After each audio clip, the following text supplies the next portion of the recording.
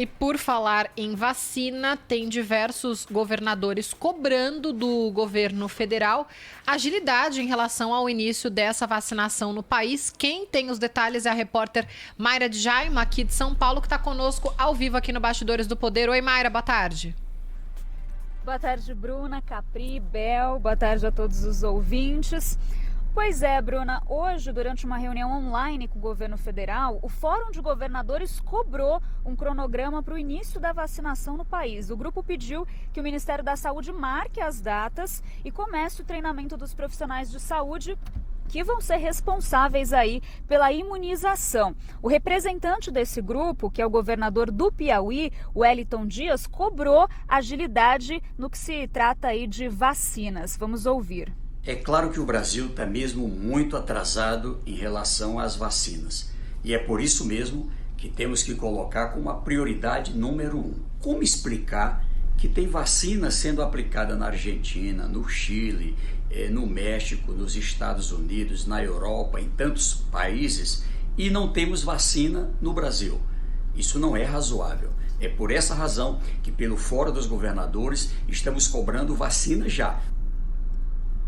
E o Ministério da Saúde respondeu em nota que a capacitação dos profissionais de saúde já está em andamento, parcerias estão sendo firmadas, como com o convênio com o Conselho Nacional de Secretarias Municipais de Saúde, também com a Fiocruz, e disse que para marcar uma data para o início da vacinação só vai ser possível após o registro dos imunizantes junto à Agência Nacional de Vigilância Sanitária. Lembrando que o ministro da Saúde disse que essa vacinação deve começar em fevereiro. É uma estimativa, mas data marcada mesmo a gente ainda não tem. 4 laboratórios já começaram o processo de submissão contínua de dados à Anvisa, que é aquele processo em que os dados vão sendo enviados gradativamente ao final de cada etapa para agilizar a aprovação.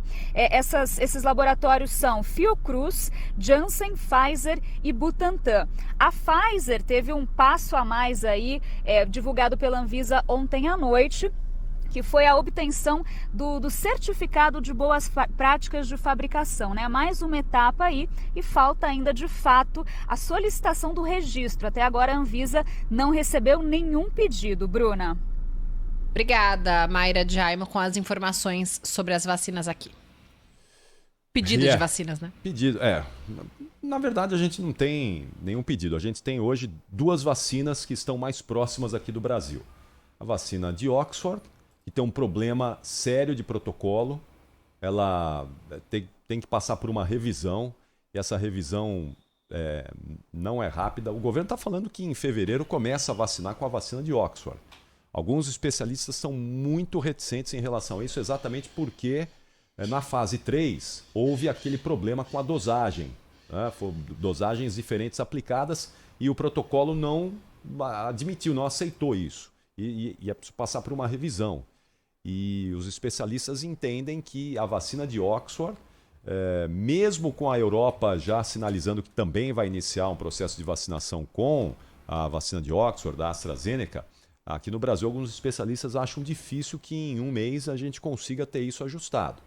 A do Butantan, que é a nossa outra vacina, está mais próxima, do Sinovac, a Coronavac, não se sabe qual é a taxa de eficácia. E é um grande problema também. São as 2 que nós temos hoje. E a Pfizer está dizendo aí, olha, estamos querendo conversar, mas nós vamos lá para o final da fila da Pfizer também. Se a gente fechar um pacote com a Pfizer amanhã, não vai ter muita vacina e vai demorar para entregar. Então essa é a nossa realidade, é o nosso cenário hoje. Algumas vacinas vão começar a chegar daqui a pouco também. Algumas outras que estão já na fase 3. Mas daqui a pouco 3 meses, 4 meses. Enquanto isso, já tem gente vacinando. Sputnik V, da Rússia, começou a ser utilizada hoje na Argentina. O presidente Alberto Fernandes vai ser o primeiro a tomar a vacina, aliás, para dar o exemplo. Exatamente. Então, por que aliás, o governo do Paraná, que tinha uma parceria com a Sputnik V, o governador Ratinho Júnior, no início da pandemia, disse que havia fechado lá uma parceria com um laboratório russo. Por que aqui não se fala mais na Sputnik V aqui no Brasil? Não se fala mais na Sputnik V lá no Paraná? A gente precisa de todas as vacinas, todas elas. E mesmo assim, todas disponíveis, talvez não resolva o nosso problema aí no médio prazo. A gente vai ter que esperar por todo o ano de 2021. Então, esse é o nosso cenário. A gente teria que, nesse momento, ter algo muito mais palpável. Não temos nada palpável nesse momento. Nada. A gente tem mais de 40 países vacinando já os seus cidadãos e aqui a gente não tem nada prático ainda. É porque, resumindo, né, Capri, não se apostou na diversidade de vacinas aqui no Brasil. O governo federal fez uma aposta que foi a vacina de Oxford. O governo de São Paulo fez uma aposta que foi a Coronavac. Não são apostas erradas. O que é errado é a gente não ter apostado em outras vacinas, ter diversificado esse leque. Estados Unidos, por exemplo, aprovaram o uso emergencial da vacina da Moderna e da vacina da Pfizer. A futura vice-presidente dos Estados Unidos, Kamala Harris, já foi vacinada com a vacina da Moderna. Da Pfizer foi a primeira lá. E a gente está aqui vendo o mundo inteiro começar a vacinação. A gente está encerrando 2020 todo dia, não tem jeito, todo dia a gente vai falar sobre isso. A gente ainda não tem uma vacina aprovada em território brasileiro. Doses nós temos. Todo dia está chegando um novo carregamento aí da Coronavac.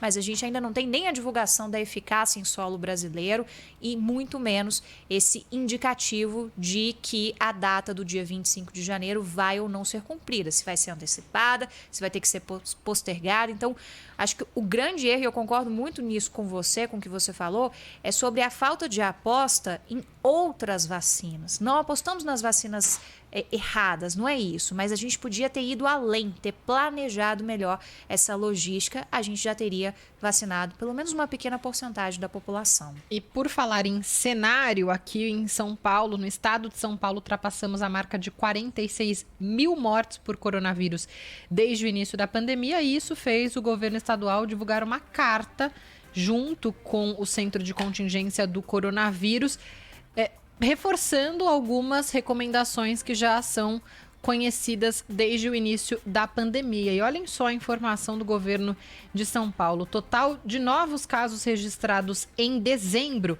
é 6 vezes maior do que em comparação com a soma dos 3 primeiros meses da pandemia. Número de mortes, 60% a mais do total de vítimas fatais entre março e maio. Então, os nossos números bem ruins aqui em São Paulo, mais ou menos na situação que a gente teve, até piores do que no início da pandemia. Então, vale o alerta.